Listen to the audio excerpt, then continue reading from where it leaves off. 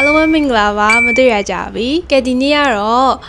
ဘဟေဒီလေးတစ်ခုနဲ့စမယ်ပေါ့နော်။ဘာလဲဆိုလို့ရှိရင်အဲ့နေရာကမြန်မာနိုင်ငံမှာရှိရဲ့အိမ်တွေအကုန်လုံးကလည်းရေပေါ်မှာဆောက်ထားတယ်။ပြီးတော့သူတို့ကတွားရေးလာရေးအတွက်ကိုလှေပဲတုံးကြအဲ့ပဲနေရလဲ။တေချာပေါက်အင်းလေးဆိုတာမြန်မာနိုင်ငံသားတွေသိပါတယ်။ဒီနေ့မှာတော့ကျို့သားမြန်မာနိုင်ငံကအင်းလေးအကြောင်းပြောပြမှာမဟုတ်ဘဲနဲ့ဥရောပမှာရှိရဲ့အင်းလေးအကြောင်းကိုပြောပြမှာဖြစ်ပါတယ်။ဥရောပမှာရှိရဲ့အင်းလေးဆိုတာတော့တင်စားပြီးတော့ပြောလိုက်တာပေါ့နော်။တကယ်တမ်းကသူကအီတလီနိုင်ငံမြောက်ပိုင်းမှာရှိရဲ့နှစ်ပေါင်း1600ကျော်တက်တန်းရှိပြီဖြစ်တဲ့ Venice ဆိုတဲ့မြို့အကြောင်းပြောပြမှာဖြစ်ပါတယ်။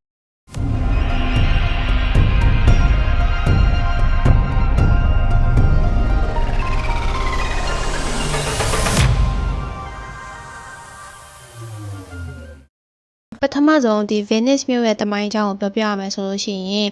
သူကလွန်ခဲ့တဲ့နှစ်ပေါင်း1500ကျော်ကလေးကစတင်ခဲ့တာပေါ့နော်။အဲဒီတုန်းကတော့ Venice မြို့ရဲ့ဆိုပြီးတော့မရှိသေးဘူး။ဒီအီတလီပြည်မကြီးပေါ်မှာနေထိုင်တဲ့လူတွေကအလွန်ကြောက်စရာကောင်းတဲ့ဒီကျူးကျော်သူတွေရဲ့ရန်ကနေပြီးတော့လွတ်အောင်လို့ထွက်ပြေးခဲ့ကြတာပေါ့နော်။ဆိုတော့သူတို့ကဘယ်ကိုပြေးရမလဲဆိုပြီးစဉ်းစားတဲ့အချိန်မှာရန်သူတွေက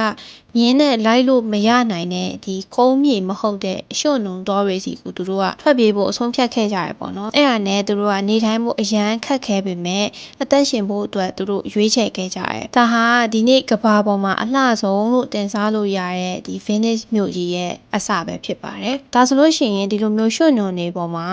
ဘာလို့ဖြစ်လို့ဒီလိုအစအဦးအကြီးတွေကိုတိစောက်ခဲ့ကြရလဲ။ Venice မြို့သားတွေကဒီရုရှားနဲ့ခရိုအေးရှားတို့နိုင်ငံကနေပြီးတော့တစ်လုံးပေါင်းကိုတန်းနဲ့ချီပြီးတော့တည်ယူခဲ့ကြတယ်။အဲ့ဒီတစ်လုံးတွေကိုသူတို့ကရေအောက်ထဲကမာကျောတဲ့မြေလွှာအထိရောက်အောင်လို့တတိုင်ချင်းစီကိုရိုက်သွင်းခဲ့ကြတယ်။ Venice မြို့ရဲ့အရန်နာမည်ကြီးရဲ့ဒီ St. Mark Square ရဲ့အောက်မှာဆိုရင်ပဲတစ်လုံးပေါင်းကတန်းကျော်ရှိရှိတယ်။ထူးဆန်းတာကဒီတစ်သားတွေကရေနဲ့ထိလို့ရှိရင်ဆွေးပြီးတော့ကြာလို့ရှိရင်တစ်သားတွေကပုတ်သွားမှာပေါ့နော်။ဒါပေမဲ့ဒီ Venice မြို့ကြီးရဲ့အောက်မှာရှိရဲ့တစ်သားတိုင်တွေကကြတော့ရေအောက်ထဲမှာအောက်ဆီဂျင်နဲ့မထိတွေ့တဲ့အတွက်မဆွေးတဲ့အပြင်ကိုရေထဲကသတ္ထုဓာတ်တွေစိမ့်ဝင်ပြီးတော့ဒီတစ်သားတွေကအချိန်ကြာလာတဲ့မျှကြောက်တုံးတွေလိုမျိုးမာကျောသွားခဲ့တယ်ပေါ့နော်။ Venice မြို့ကိုတော်တော်များများကဒီကျွန်းကြီးတစ်ခုရဲ့လို့ထင်တတ်ကြပေမဲ့တကယ်တော့သူကကျွန်းငယ်ပေါင်း138ကျွန်းနဲ့ဖွဲ့စည်းထားတာပါ။အဲ့ကျွန်းတွေကိုဆက်သွယ်ဖို့အတွက်ကလည်းတရားပေါင်း400ကျော်ရှိပါတယ်။ Venice မြို့ထဲမှာလမ်းလျှောက်လို့ရှိရင်တရားတွေကိုခဏခဏဖြတ်ရမှာပေါ့နော်။ဆိုတော့ဒီတရားတွေကလည်း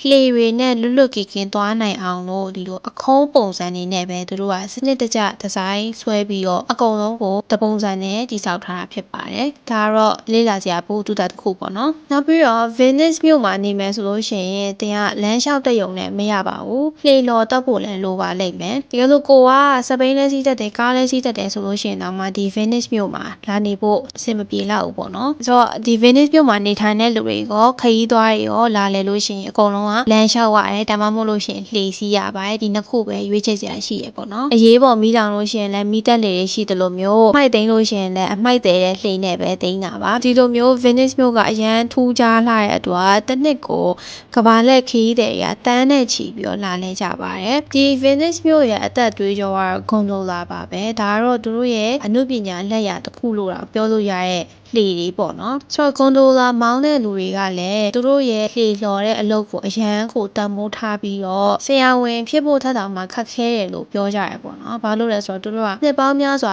လေ့ကျင့်ရတယ်လို့မျိုးပဲမြို့ရဲ့ရေလမ်းကြောင်းတွေကိုမျက်စိမှိတ်ပြီးတော့တွားရင်တောင်မှတိနေရတဲ့အနေထားပါနောက်ပြီးတော့ဒီလှေတစ်စီးရဲ့တန်မိုးကလည်းကားတစ်စီးထက်တောင်မှဈေးကြီးရလို့ပြောပါတယ်ပြီးတော့ဒီ Venice မြို့မှာရှိရဲ့အိမ်တွေအခန်းတွေဆိုလို့ရှိရင်သူတို့မြို့သားတွေနေတာထက်ဆိုင်ရင်ကဘာလက်ခီးသွားတွေကိုနေထိုင်ဖို့ငှားရမ်းတဲ့နေရာအဖြစ်ပို့ပြီးတော့အသုံးပြုကြရပေါ့နော်ကဘာလက်ခီးသွားတွေကဒီ Venice မြို့ကိုရောက်ပြီဆိုတာနဲ့သူတို့ကလှေလေးကိုစီးပြီးတော့ဒီမြို့ဟောင်းကိုကြည်ရတာတော့ Venice မြို့ကိုရောက်လို့ရှိရင်မဖြစ်မနေလုပ်ရမယ့်အရာတွေကတစ်ခုပဲဖြစ်ပါတယ်ဒါပေမဲ့အခုချိန်မှာဆိုလို့ရှိရင်ဒီ Venice မြို့အစိန်ခေါ်မှုအသစ်တွေနဲ့ရင်ဆိုင်နေရပေါ့နော်ဘာလဲဆိုတော့ပင်လယ်ရေမျက်နှာပြင်မြင့်တက်လာမှုကြောင့်မြို့ကတဖြည်းဖြည်းနဲ့နစ်မြုပ်လာပြီပဲဖြစ်ပါတယ်ဒါကြောင့်မို့လို့ Venice မြို့သားတွေအကုန်လုံးကကမ္ဘာပေါ်မှာအကြီးဆုံးဒီရေတကားစီမံ ကိန်းတစ်ခုကိုတိဆောက်ပြီးတော့သူတို့ရဲ့အိမ်ကိုသူတို့ရဲ့နေထိုင်တဲ့မြို့ကိုကာကွယ်ဖို့အတွက်ကြိုးစားနေကြပါတယ်ဒီလိုမျိုးအရန်ကိုလှပပြီးတော့ခမ်းနားတဲ့ Venice မြို့ကပင်လယ်ရေတက်လာတဲ့မြသူ့ရဲ့မြို့က